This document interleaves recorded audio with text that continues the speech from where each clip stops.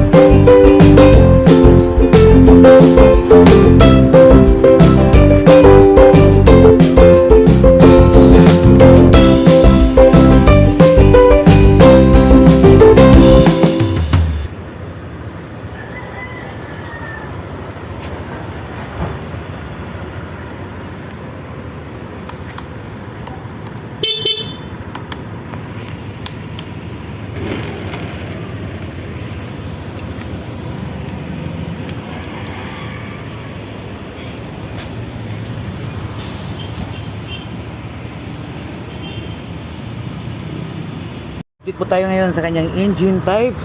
Meron pa rin liquid cooled 4-stroke, single overhead cam at 4 valve with cylinder arrangement of single cylinder. Boarding stroke, meron siyang 58.0 by 58.7 mm with the maximum horsepower of 11.3 kilowatts at average of 8,000 RPM. So maximum torque na meron 13.9 Newton meter at average of 6,500 RPM. Starting system niya is electric starter only at lubrication system na with some engine oil capacity volume. Meron siyang 1 liters at clutch type with dry centrifugal show at transmission type of V-belt automatic. Sa dimension naman sa kanyang overall length width at height, meron siyang 1980 mm by 700 mm by 1150 mm. Seat height na merong 790 mm at minimum ground clearance of 1350 mm at nagtitimbang ito ng 122 kilos. Fuel tank capacity is 5.5 liters. So sa kanyang SRP or COD price 124,000. Kapag mag-installment ka naman, mag-down ka lang ng 9,548 at magmamonthly ka sa 3 years ng 5,788. May rebate na 200. So bagay ito sa pang-service at pang-business type. So ganun pa rin, ang kanyang headlight is LED lights. Turn signal light bright is bulb type.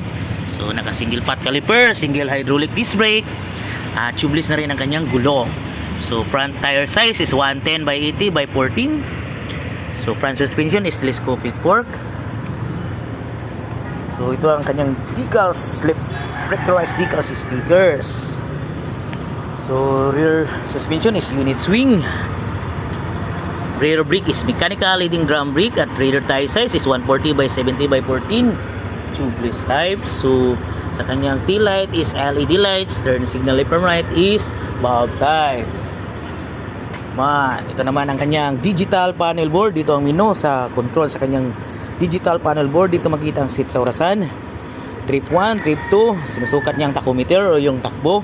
At RPM indicator. So dito rin makikita sa left side ang high beam, low beam, turn signal light from right at horn.